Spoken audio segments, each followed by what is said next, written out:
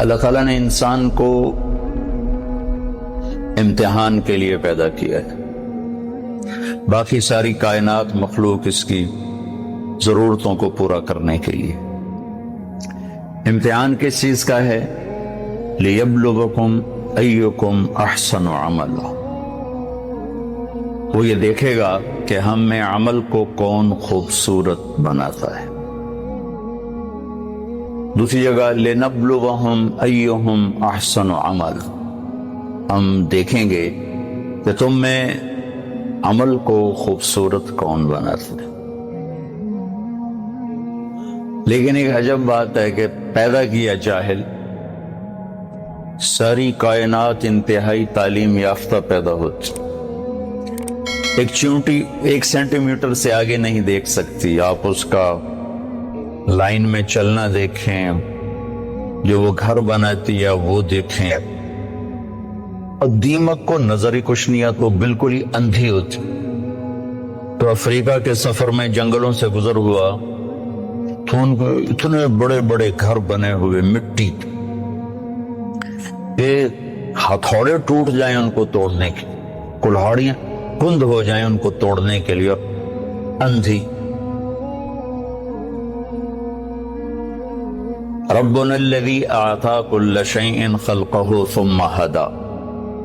ساری کائنات کے لیے تو یہ بتایا کہ رب وہ ہے جو ہر چیز کو پیدا کرتا ہے پھر اسے ہدایت دیتا ہے، یعنی زندگی گزارنے کا علم دیتا ہے. انسان کے بارے میں یہ فرمایا واللہ اخرجکم من بطون امہاتکم لا تعلمون شیئا. اللہ نے تمہیں ماں کے پیٹ سے نکالا، تم کچھ بھی نہیں جانتے تھے. صفر.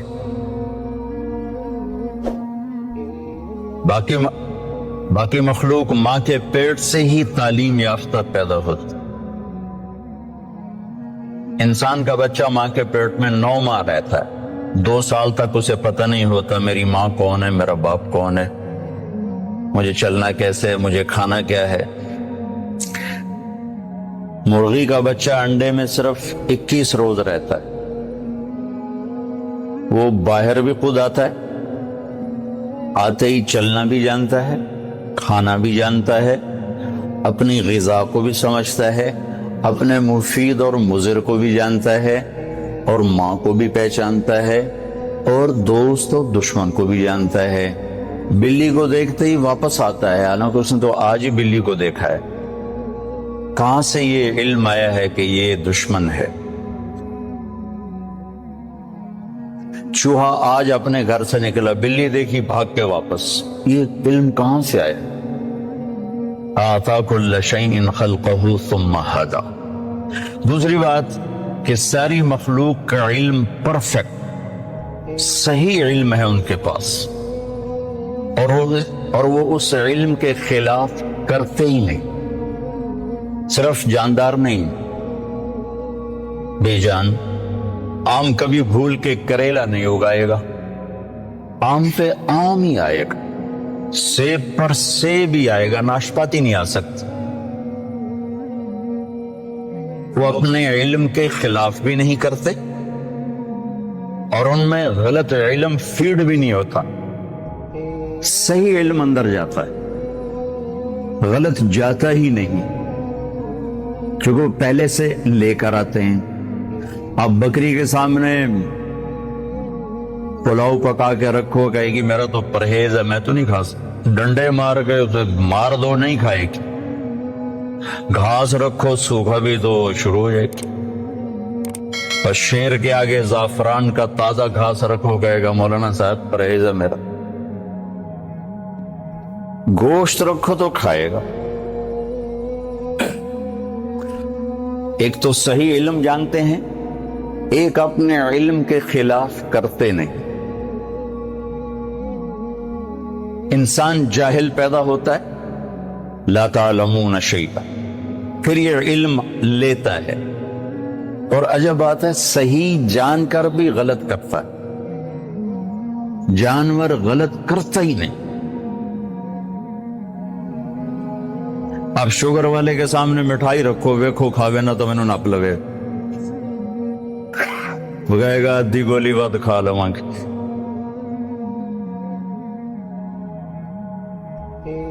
ایک انسان پیدائشی طور پر جاہل، آگے دو منڈیاں ہیں، سچ کی اور جھوٹ کی، صحیح کی اور غلط کی، دو راستے ہیں۔ انا ہدیناہ السبیل اما شاکرا و اما کفورا ہدیناہ النجدین فمن شاء فلیؤمن ومن شاء فلیکفر، دو راستے ہیں، دونوں پر چلنے کے لیے اسباب بھی موجود ہیں، بتانے والے بھی موجود، دو علم ہیں، دونوں کے بتانے والے بھی موجود ہیں، سکھانے والے بھی موجود ہیں، چلنے والے بھی موجود ہیں، لیکن انسان صحیح جان کے بھی غلط کرنے کی طاقت رکھتا ہے۔ سچ کا کون انکار کرتا ہے کہ دنیا کی خوبصورت ترین صفت ہے سچ؟ سارا بازار جھوٹ بولتا ہے کہ جانتے ہوئے کہ سچ نجات دیتا ہے، جھوٹ ہے۔ تو انسان اپنے علم کے خلاف کرنے کی طاقت رکھتا ہے، غلط اور صحیح دونوں لینے کی طاقت رکھتا ہے، کہ اللہ تعالیٰ نے اس کو امتحان کے لیے پیدا فرمایا ہے۔ پھر اس کے ساتھ کچھ بنیادی کمزوریاں، ایک تو ہم پیدائشی جاہل پیدا ہوئے، چند خامیاں بڑی، وَكَانَ الْإِنسَانُ عَجُولًا، اے میرے بندے تو جلد باز بہت ہے، إِنَّهُ كَانَ ظَلُومًا جَهُولًا، ظالم بھی بہت ہو جاہل بھی بہت، کوئی چھوٹے موٹے جاہل نہیں ہو، بہت بڑے جاہل، چھوٹے موٹے ظالم نہیں ہو، بہت بڑے ظالم۔ وَكَانَ الْإِنسَانُ كَفُورًا، بہت بڑے درجے کے ناشکرے ہو۔ وَكَانَ الْإِنسَانُ أَكْثَرَ شَيْءٍ جَدَلًا، بہت زیادہ لڑنے جھگڑنے والے، غصے والے ہو۔ وَكَانَ الْإِنسَانُ كَفُورًا، بہت بڑے ناشکرے ہو۔ وَكَانَ الْإِنسَانُ قَتُورًا، بہت بڑے بخیل۔ یہ چند ایک بنانے والے نہیں، ہمارے نقائص ہمیں بتائے ہیں، قرآن سے ایکس رے کر کے ہمیں بتایا ہے کہ ایک تمہارے اندر پیدائشی یہ چند سقم ہیں، جاہل، ظالم، جلد باز، بخیل، ناشکرا، غصے اور جھگڑے والا۔ اور بھی کئی سارے ہیں، حلو، جزوع، منوع، یئوس، قنوط، فرح، فقور، یہ سب اللہ تعالیٰ نے بتائی ہیں، جس نے پیدا کیا اسے نے بتایا۔ یہ سب کچھ بتا کے اللہ ہم سے یہ اقرار کروانا چاہتا ہے کہ تم کہو میں جاہل، مجھے کچھ نہیں آتا، چونکہ سیکھنے کا کام اس وقت شروع ہوتا ہے جب آدمی کہتا ہے مجھے نہیں آتا۔ جب وہ پہلے سے ہی دعوے دار ہو مجھے سب پتا ہے، تو اسے کون سکھائے گا؟ تو اللہ ہم سے اعتراف کرواتا ہے، مانو کچھ نہیں آتا۔ ویسے بھی اتنی بڑی کائنات کا ہم ایک چھوٹا سا جز ہیں، اور جز اپنے کل کو کیسے پکڑ سکتا ہے؟ اب ہم ایک چھوٹے سے ہال میں بیٹھے ہیں، اور یہ میزان بینک کی عمارت بہت بڑی ہے، یہاں بیٹھ کر ہم ساری عمارت کا علم حاصل نہیں کر سکتے۔ کائنات اتنی وسیع ہے کہ اس کی لمبائی چوڑائی کو اللہ کے سوا کوئی نہیں جانتا۔ اس میں زمین ایک ڈاٹ ہے، اس ڈاٹ میں بھی پھر 71% پانی چلا گیا، 29% خشکی آئی، اس خشکی میں ایک چھوٹا سا پاکستان ہے، اس میں ایک چھوٹا سا کراچی، اس میں ایک چھوٹا سا طارق جمیل، اس کی کیا اوقات؟ تو لاجیکلی بھی نظر آتا ہے کہ انسان بہت جاہل ہے، اور اللہ کی خبر بھی ہے میرے بندے تم کچھ نہیں آتے، لہذا اب کیا کر؟ اب یہ کر کہ جس نے پیدا کیا ہے اس کے پیچھے چل۔ جو روزانہ بچوں کے ساتھ ماں باپ لڑ رہے تھے، آپ کو نہیں پتا، ہم جو کہہ رہے ہیں وہ کرو، جو کہہ رہے ہیں وہ کرو، آگے ان کے من میں کچھ اور سمایا ہوتا ہے، وہ کہتا نہیں ہم نے نہیں کرنا، ہم نے یہ کرنا ہے، ہم نے وہ کرنا ہے، کبھی ماں سے تھپڑ، کبھی باپ سے تھپڑ۔ اور یہی کچھ جب اللہ کہتا ہے کہ میرا بندہ تو کچھ نہیں جانتا، جو میں کہتا ہوں وہ کر، تو اللہ سے ٹکر لیے ہوئے کہ اللہ نو کی کر، اللہ کے نبی کو کہ وہ تو 1400 سال پہلے کی بات۔ تو جو لاجک آپ اپنے بچوں کو پیش کرتے ہیں وہی اللہ آپ کو پیش کرتا ہے۔ جو ٹیچر اپنے شاگردوں کو لاجک پیش کرتا ہے، بچوں آپ نہیں جانتے جو ہم جانتے ہیں، یہی اللہ کہتا ہے واللہ یعلم وانتم لا تعلمون، اللہ جانتا تم نہیں جانتے۔ لہذا اگر اپنی زندگی کو کسی کنارے لگانا ہے اور آنے کا مقصد کچھ پانا ہے تو جس نے بنایا ہے ادھر لوٹو۔ وہ کیا کہتا ہے؟ چونکہ میں نے تو درخواست نہیں پیش کی تھی کہ میں دنیا میں آ جاؤں، اور نہ اب میں چاہتا ہوں کہ میں مر جاؤں، لیکن آنا بھی میری مجبوری بن گیا اور جانا بھی میری مجبوری ہے، جانا ہے۔ کل شیء ہالک، ہر شے کے لیے ہلاکت ہو۔ کیا دن ہوگا جب ملک الموت بھی پسینے پسینے ہوگا۔ اذا زلزلت الارض زلزالها، اذا الشمس كورت، واذا النجوم انكدرت، واذا الجبال سيرت، واذا العشار عطلت، واذا الوحوش حشرت، واذا البحار سجرت، واذا النفوس زوجت، واذا الموءودة سئلت بأي ذنب قتلت، واذا الصحف نشرت، واذا السماء كشطت، واذا الجحيم سعرت، واذا الجنة أزلفت، اذا السماء انفطرت، واذا الكواكب انتثرت، واذا البحار فجرت، واذا القبور بعثرت، اذا السماء انشقت واذنت لربها وحقت، واذا الارض مدت والقت ما فيها وتخلت واذنت لربها وحقت۔ قیامت کو اللہ بیان کرو، ہلا دینے والی آیات، دھڑ دھڑ دھڑ دھڑ دھڑ جیسے تھوڑ دھماکے ہو، دل دماغ کو لرزا دینے والی۔ کیا دن ہوگا جب سب، نہ کوئی آج رونے والا ہے، نہ کوئی نوحہ لکھنے والا ہے، نہ کوئی کفن دینے والا ہے، نہ کوئی قبر کھودنے والا ہے۔ آج مالک مملوک سب مرے پڑے ہیں، پھر پہلا آسمان، پھر دوسرا، تیسرا، چوتھا، پانچواں، چھٹا، ساتوں آسمان کو موت کا پیالہ پلانے کے بعد پھر جب اللہ تعالیٰ فرمائے گا فَلْيَمُتْ حَمْلَةُ الْعَرْشِ، عرش کے فرشتے بھی مر جائیں، پھر کہے گا فَلْيَمُتْ جبریل و میکائیل، جبریل و میکائیل بھی مر جائیں، تو اس وقت اللہ کا عرش بول اٹھے گا ایموت جبریل و میکائیل۔ یا اللہ کہا یہ جبریل میکائیل بھی گئے، مطلب یا اللہ ان کو تو بچا لے، یہ تو سب سے پہلے تیری مخلوق۔ اسکت، اللہ تعالیٰ فرمائیں گے اسکت، خاموش، فقد قتبت الموت علی من کان تحت عرشی، میرے عرش کے نیچے سب نے مرنا ہے۔ لو كانت الدنيا تدوم لأهلها لكان رسول الله فيها مخلد، دنیا میں کوئی باقی رہتا اور وہ موت سے بری ہوتا تو اللہ کا حبیب ہوتا، اللہ نے ان کو گزار دیا اس سے۔ ہاں اختیار دیا، عش ما شئت، میرے محبوب کتنی عمر چاہیے؟ جتنی چاہیے آپ لے لیں، لیکن انک میت، موت ضروری ہے، اس سے صرف آپ کا رب پاک ہے، باقی سب کو اس سے گزرنا ہے۔ جبریل میکائیل مر جائیں گے، پھر اللہ کہے گا کون باقی ہے؟ اوہو، اسرائیل کی بھی ٹانگیں کانپ رہی ہیں آج۔ وہ کہے گا اللہ اسرافیل باقی اور میں باقی، تو اللہ کہیں گے فَلْيَمُتْ اسرافیل، اسرافیل مر جائے، تو وہ گرے گا اور سور جو پکڑا ہوا تھا وہ اس کے ہاتھوں سے نکل کر عرش کے ساتھ جا کیسے لٹک جائے، پھر اللہ پوچھے گا کون باقی ہے؟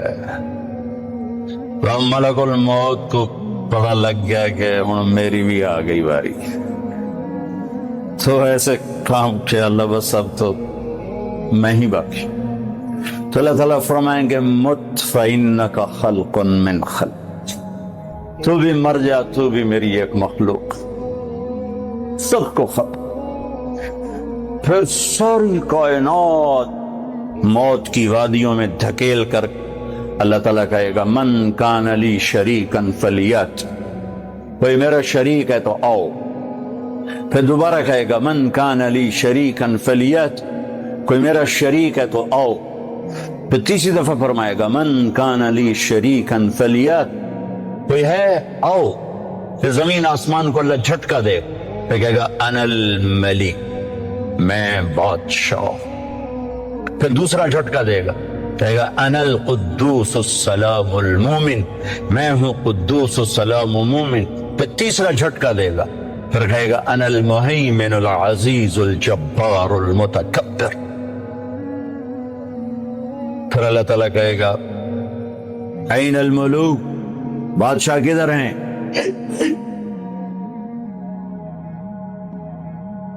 کوئی ہو تو جواب دے۔ این الجبارون، ظالم کدھر ہیں؟ کون بولے؟ پھر کہے گا این المتکبرون، تکبر کرنے والے، ایڑی مار کے چلنے والے کہاں چلے گئے؟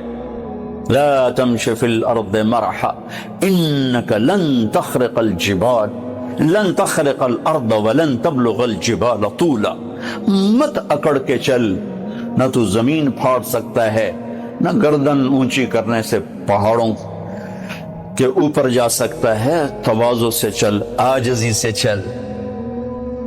محلب بن ابی صفرہ کا بیٹا یزید بن محلب عراق کا گورنر تھا، تو بڑا تکبر سے بازار میں جا رہا تھا، تو مالک بن دینار نے کہا اتق اللہ، او بھائی اللہ سے ڈر، کیسی چال چلتا ہے؟ وہ کہتا ہے لعلک لم تعرفنی، لگتا ہے تم مجھے پہچانتے نہیں، میں کون ہوں؟ کہنے لگے جانتا ہوں، تم سے زیادہ تمہیں جانتا ہوں۔ وہ کیسے؟ کہ تیری ابتدا ایک نطفہ، تیری انتہا ایک میت، اور اس کے درمیان تو گندگی کا ٹوکرا۔ تو زمانے کے بگڑے بھی آج کے اچھوں سے بڑے اچھے تھے، تو اس کا سر جھک کے کہنا عرفتنی حقا، تو نے مجھے صحیح پہچانا ہے۔ پھر اللہ کہے گا لمن الملک اليوم، آج کس کی حکومت ہے؟ جواب دینے والا تو ہے ہی نہیں، پھر کہے گا للہ الواحد القہار، آج اکیلے اللہ کی حکومت۔ پھر اللہ کہے گا انی بدأت بالدنیا ولم تکن شیئا وانا الذی اعیدها، میں نے دنیا بنائی، میں نے مٹھائی، دوبارہ زندہ کر دوں۔ ما خلقکم ولا بعثکم الا کنفس واحدہ، تم سب کو بنانا، مارنا، اٹھانا ایسا ہی ہے جیسے ایک کو بنانا، مارنا، اٹھانا، کوئی مشکل نہیں اس شہنشاہ اعظم کے نزدیک۔ علی کل شیء قدیر، سبح للہ ما فی السماوات والارض وهو العزیز الحکیم۔ تم میزان بینک والے اسے یاد کرو نہ کرو، ساری کائنات اس کی تسبیح پڑھتی، عزت و حکمتوں والا۔ لہ ملک السماوات والارض، زمین آسمان کا بادشاہ، یحیی و یمیت، زندگی موت کے فیصلے کرنے والا، وہو علی کل شیء قدیر، ہر چیز پر قادر، هو الاول والآخر والظاہر والباطن، وہ اول وہ آخر وہ ظاہر وہ باطن۔ میرے نبی نے کہا انت الاول فلیس قبلک شیء، میرے رب تو وہ اول ہے جس سے پہلے کچھ نہیں، وانت الاخر فلیس بعدک شیء، تو وہ آخر ہے جس کے بعد کچھ نہیں، وانت الظاہر فلیس فوقک شیء، تو وہ بلند ہے کہ تیرے اوپر کوئی نہیں، وانت الباطن فلیس دونک شیء، تو ایسا چھپا ہوا ہے کہ تجھ سے کوئی چیز چھپ نہیں سکتی۔ تو جو ذات یہ صفت رکھے الاول الآخر الظاہر الباطن، تو اس کا یہ دعویٰ سچا ہے، وہو بکل شیء علیم۔ یہ مت کہو ہمیں بہت پتہ ہے، یہ صرف اللہ کو پتہ ہے، یہ کہو کچھ نہیں آتا، نہیں پتا، نہیں جانتا، یہاں سے علم شروع ہوتا ہے، میں نہیں جانتا۔ تو بھائیو صرف یہ دنیا سامنے نہیں ہے ہمارے آگے، یہ دنیا ایک پزل ہے، اور پزل کے سارے ٹکڑے پورے ہوں تو تصویر مکمل ہوتی ہے۔ تو اس پزل کا سب سے بڑا ٹکڑا آخرت ہے، اس کو ہم نے نکال دیا ہوا ہے اور تصویر بنانے کی کوشش کر رہے ہیں، کیسے بنے گی، اور رزلٹ لینا چاہتے ہیں، کیسے آئے گا؟ آخرت اس کا مکمل ایک ٹکڑا جو اس میں جڑے گا، تب جا کے ہمارے سامنے صحیح نتیجہ آئے گا۔ اور ایک دن اللہ نے ہمیں کھڑا کرنا ہے، یوم یخرجون من الاجداث سراعا، نکلو گے تم قبروں سے، اٹھائے گا تمہارا رب تم، واقترب الوعد الحق، اور وہ وعدہ قریب آ چکا ہے، قریب آ چکا ہے۔ کچھ نکلیں گے کہیں گے یا ویلنا من بعثنا من مرقدنا، مارے گئے، یہ کس نے ہمیں قبروں سے اٹھا دیا۔ کچھ نکلیں گے کہیں گے ھذا ما وعد الرحمن وصدق المرسلون، یہی وہ دن ہے جس کا اللہ نے وعدہ کیا تھا اور نبیوں نے سچی خبر دی تھی۔ اس دن کامیابی ناکامی کے فیصلے ہو رہے ہیں۔ وجوہ یومئذ ناعمہ، کچھ چہرے بڑے تر و تازہ، لسعیہا راضیہ، اپنی محنت پہ آج صلہ پا کے بڑے خوش، مسفرہ ضاحکہ مستبشرہ، روشن چمکتے ہنستے، اندر سے خوشیاں پھوٹ رہی ہیں۔ اور کچھ چہرے ہیں خاشعہ عاملہ ناصبہ، تھکے ویران پریشان، تراقہا قطرہ، سیاہی پہ سیاہی چڑی ہوئی ہوگی۔ کچھ چہرے ایسے اٹھائے جائیں گے۔ اصل تو زندگی موت کے بعد شروع ہونے والی ہے، کامیابی ناکامی کے فیصلے تو وہاں ہوں جب سیدھے ہاتھ میں کتاب آئے گی اور الٹے ہاتھ میں کتاب آئے گی۔ سیدھے ہاتھ میں پیپر آنے کا مطلب ہے کہ کامیاب ہو گیا، کہ ہو نعرہ مارے گا، ہو اللہ نے اس کو لفظ بنا دیا، اس کے نعرے کو لفظ بنا دیا۔ فَأَمَّا مَنْ أُوتِيَ كِتَابَهُ بِيَمِينِهِ، جس کے سیدھے ہاتھ میں پیپر آئے، کہے گا اقرؤوا کتابیہ، وہ نعرہ لگائے، وہ کہیں گا میں تمہیں کیا ہوا؟ وہ کہے گا اقرؤوا کتابیہ، میرا پیپر دیکھو، میں کامیاب ہو۔ وہ کہیں گے تو کیسے کامیاب ہو گیا؟ وہ کہے گا انی ظننت انی ملاق حسابیہ، مجھے پتا تھا میرا پیپر ہونے والا، میں تیاری کرتا رہا۔ اوپر سے اللہ کلام میں شریک ہوگا، فَهُوَ فِي عِيشَةٍ رَاضِيَةٍ، میرے بندے کو اعلیٰ زندگی مبارک ہو۔ کہاں؟ فی جنت عالیہ، عالی شان جنت میں، اس میں کیا ہے؟ قطوفها دانیہ، پکے ہوئے پھل ہیں، کیا کرو؟ کلو واشربو، کھاؤ پیو، ہنیئا، کیا مطلب؟ کھاؤ گے پخانا نہیں، پیو گے پیشاب نہیں، کھاؤ گے پیو گے رو گے، بیماری نہیں، بڑھاپا نہیں، موت نہیں، غم نہیں، دکھ نہیں، لڑائی نہیں، جھگڑا نہیں، حسد نہیں، بغض نہیں، نفرت نہیں، سوال نہیں، عروج ہی عروج ہے، جوانی ہی جوانی ہے، زندگی زندگی ہے، بقا ہی بقا ہے۔ یہ کس وجہ سے ہے؟ بما اسلفتم فی الایام الخالیہ، وہ کراچی کی زندگی میرے سامنے ہے، اسی کو دیکھ کر میں تمہیں فیصلہ دے رہا ہوں۔ جس کے الٹے ہاتھ میں آئے گا وہ مرا گیا، کہے گا یا لیتنی لم اوت کتابیہ، اور میں مر گیا۔ واما من اوتی کتابہ بشمالہ، جس کے الٹے ہاتھ میں آئی یا لیتنی لم اوت کتابیہ، اور یہ پیپر مجھے کیوں پکڑا دیا؟ ولم ادر ما حسابیہ، مجھے تو نہیں پتا تھا کہ یہ دن دیکھوں گا اور یہ حساب ہوگا۔ یا لیتہا کانت القاضیہ، ارے موت آجا کہاں چلی گئی؟ مار دے، مجھے اٹھا کیوں دیا؟ ما اغنی عنی مالیہ ہلک عنی سلطانیہ، یہ ایران کا شہر مشہد، اس کا پرانا نام توس ہے۔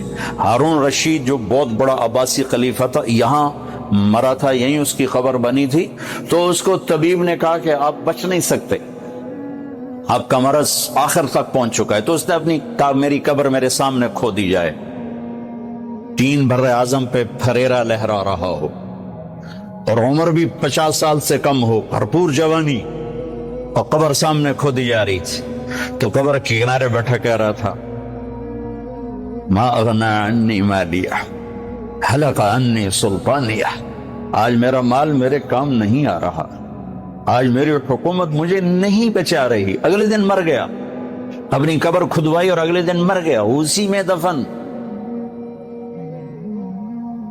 ہلک عنی سلطانیہ، میری طاقت کہاں چلی گئی؟ اوپر سے اللہ کا خودو، پکڑو، اعلان ہوگا پکڑو، فغلوہ، اور جکڑو، ثم الجحیم صلوہ، بھون دو آگ میں کباب کی طرح۔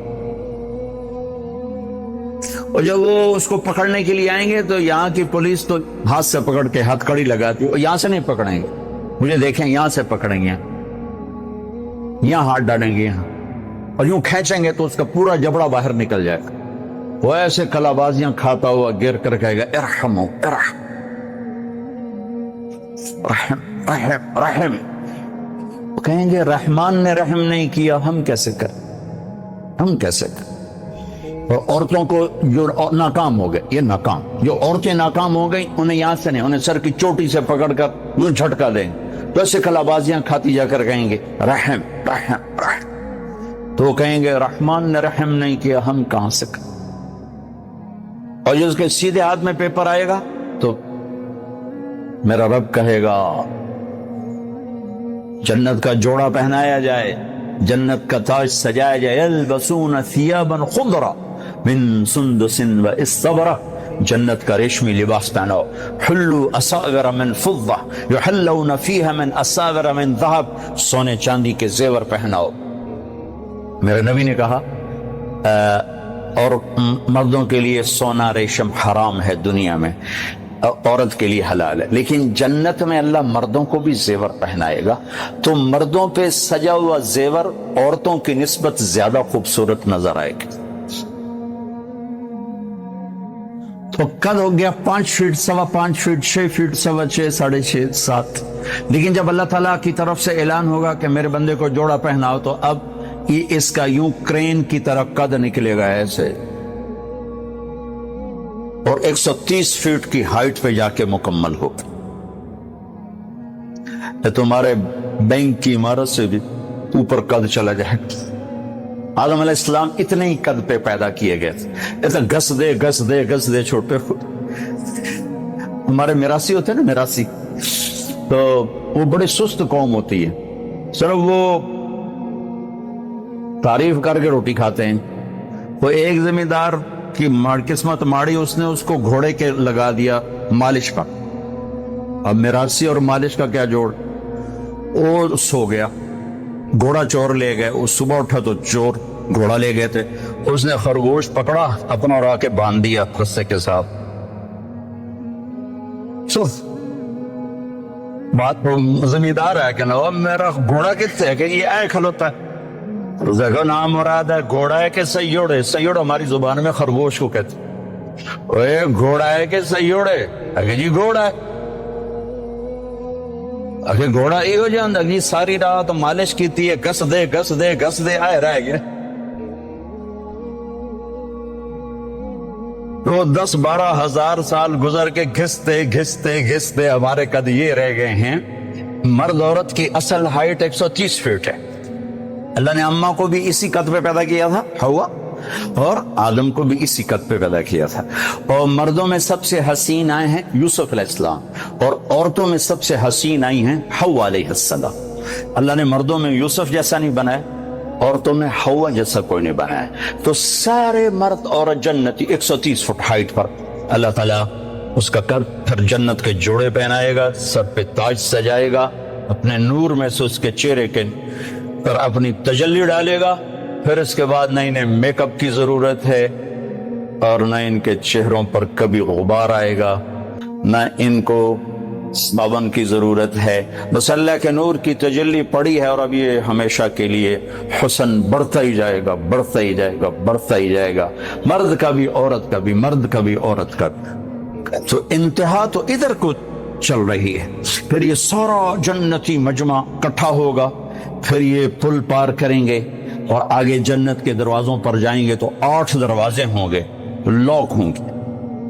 جہنمی جہنم کے دروازوں پر جائیں گے تو 7 دروازے جاتے ہی کھل جائیں گے، حتی اذا جاؤہا فتحت ابوابها، جائیں گے دروازے کھلیں گے، گرتے جائیں گے۔ جنتی سارے اکٹھے ہو جائیں گے، دروازے بند ہو، کوئی دروازہ کھلا نہیں۔ 2 چشمے ہوں گے، ایک سے پانی پیئیں گے، سینے کا کھوٹ، غصہ، بغض ختم، پیٹ کا پیشاب پخانا ختم۔ یہ پانی 2 کام کرے گا، سینے کو دھو دے گا عداوت سے، بغض، حسد، اور پیٹ کو دھو دے گا پیشاب پخانے سے۔ دوسرے سے وضو کریں گے، خود کریں گے، کوئی حکم نہیں ہوگا، حکم ختم ہو گئے، مرتا ہی حکم ختم ہو گئے۔ تو ان کے چہروں پر کبھی جھریاں نہیں پڑیں گی، اس کے بعد کبھی ہلکے نہیں پڑیں گے، کبھی چہرہ تھکا ہوا نظر نہیں آئے گا۔ ہمیں اندر کیسے جائیں؟ تو اللہ اپنے حبیب کی شان بلند کر کے دکھانا چاہتے ہیں۔ تو سب کو پتا ہے کہ اللہ کے نبی کے بغیر آج دروازہ نہیں کھل سکتا، لیکن چلے جائیں گے سارا مجمع آدم علیہ السلام کے پاس، ابا جان، دادا جان دروازہ کھلوائیں، وہ کہیں گے بیٹو میں نے تو نکلوانے کا کام کیا تھا، لے جانے کا کام میں نہیں کر سکتا۔ وَهَلْ أَخْرَجَكُمْ إِلَّا خَطِيَّةُ أَبِيكُمْ، وہ میری خطا سے تو نکلے تو میں اندر کی میں لے جاؤں۔ اذهبوا الى غیری، بھائی کسی اور سے بات کرو۔ پھر آئیں گے نوح علیہ السلام، ابراہیم علیہ السلام، سارے نبیوں سے بڑے بڑے انبیاء، سب کہیں گے بھائی ہمارے بس کا نہیں، ہمارے بس کا نہیں، ہمارے بس کا۔ یہاں تک کہ یہ سارا مجمع گھومتا گھومتا عیسیٰ علیہ السلام تک پہنچے گا. وہ بھی کہیں گے میرے بس کا نہیں، لیکن ہاں میں تمہیں پتہ بتا سکتا ہوں.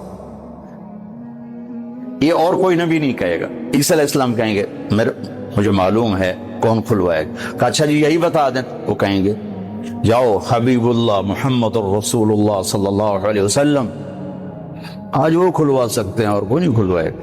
تو پھر یہ سارا مجمع ہمارے نبی کی خدمت میں آ کر کہے گا یا رسول اللہ یا حبیب استفتح لنا الباب، آپ دروازہ تو کھلوائیں. تو آپ کہیں گے انا لہو، ہاں میں ہی کھلواؤں گا، میں ہی کھلواؤں. پھر آپ سجدہ کریں اور اللہ کی تعریف کریں، اور آپ نے فرمایا وہ تعریف اللہ اسی وقت مجھے الہام کرے گا. پھر اللہ کہیں گے یا حبیبی یا محمد ارفع راسک سل تعطا اشفع تشفع، میرے محبوب سر اٹھا مانگ ملے گا، سفارش کر قبول ہے. تو کہیں گے یا اللہ جنت کا دروازہ کھول. تو اللہ تعالیٰ فرمائیں گے تو افتتاح کر، فیتا کاٹو، اوپننگ. تو جنت سے ایک سواری آئے گی، اڑتے اڑتے اڑتے آ کر اللہ کے محبوب کے سامنے لینڈ کرے گی ہیلی کاپٹر کی طرح. آپ اس کے اوپر تشریف فرما ہوں گے. اس کی رسی نیچے گر جائے گی. رسی نیچے گرنے کا مطلب ہے کہ اس سواری کو میرا نبی خود نہیں ڈرائیو کرنے والا، کوئی آئے گا اور جو اس رسی کو پکڑ کے چلے گا. لہذا یہ بہت بڑا شرف بن جائے گا اس وقت کہ یہ رسی کون پکڑے گا، یہ کون پکڑے گا. تو سب آنکھیں ایسے اٹھ جائیں گی، تو گردنیں بائیں بائیں مڑ رہی کہ کون بھائی کون بھائی کون بھائی. تو اس سسپینس کو پھر اللہ ختم کرے گا، بلال کو دی جائے. بلال بلال مؤذن مسجد نبوی، بلال کو دی جائے. تو ہم نے کہا بلال میری سواری کی رسی پکڑ کر میرے آگے آگے چلے. پھر آپ دروازے پر دستک دیں گے، اندر سے آواز آئے گی کون؟ آپ کہیں گے ھذا محمد الرسول اللہ. دیکھو جو ہستی جنت کا دروازہ کھلوانے کی طاقت رکھتی ہو، وہ دنیا کے مسائل کا دروازہ نہیں کھلوا سکتے. شاہ عبدالعزیز نے سارے شہر سے چوروں کو ختم کر دیا، سولیوں پر لٹکا دیا تھا. ایک سعودی نے مجھے بتایا کہ سلطان عبدالعزیز جب مکہ آتا ہے تو بیت اللہ کی دیوار کے ساتھ ٹیک لگا کر بیٹھ جاتا ہے اور اس کے ہاتھوں میں تلوار ہوتی ہے اور روتا جاتا. عبدالعزیز کے استاد نے پوچھا کیوں اتنا روتا ہے؟ کہنے لگا میں نے سب کو چوری سے روک دیا، اب انہیں روزی کہاں سے کھلاؤں، تو اللہ کے سامنے رو رہا ہوں. 7 سمندر پار سے مخلوق آئی اور ان کی زمین سے تیل کے چشمے نکال دیے. یہ حرام کو چھوڑنے اور حلال پر آتے ہی برکت ہے. آج ان کو سمجھ نہیں آ رہی ہے کہ اپنے پیسے کیسے سنبھالے. اب کوئی کہے گا کہاں سے کھائیں گے؟ ایک حوالدار نے مجھ سے پوچھا، بہاول نگر میں تبلیغ کے وقت لگایا، حلال پہ آ گیا، مشکل پیش آ گئی، بڑی تنگی ہوئی. کہنے لگا ایک دن افسر مجھے کہنے لگا کہ تم آپ گزارا کیسے کرتے ہو؟ میں نے کہا جب آدمی طے کر لے تو گزارے ہو جاتے ہیں، نہ طے کرے تو نہیں ہوتے. کہا بتاؤ تو صحیح گزارا کیسے کرتے ہو؟ کہا بات یہ ہے کہ 1 سال گزر گیا ہے، میرے گھر میں سالن نہیں پکا، چٹنی سے روٹی کھاتے ہیں. 1 سال پورا ہو چکا ہے، میرے گھر میں سالن نہیں پکا. یہ اللہ کا وہ ولی ہے، بڑے بڑے اولیاء اس کی گرد کو قیامت کے دن اس کے گرد کو نہیں پہنچ سکیں گے. سن 1994 میں انگلینڈ میں اجتماع تھا تو میں رات کو فارغ ہو کر باہر نکلا تو ایک نوجوان لڑکا پہرا دے رہا تھا بریڈفورڈ. تھوڑا سا تعارف ہوا تو وہ بڑا خوش ہو کر کہنے لگا مجھے تو آپ سے ملنے کا بڑا شوق تھا. میں نے کہا تم ادھر کیسے؟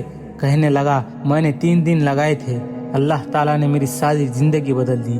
اس نے بات کی بڑی خوبصورت جو آج تک یاد ہے.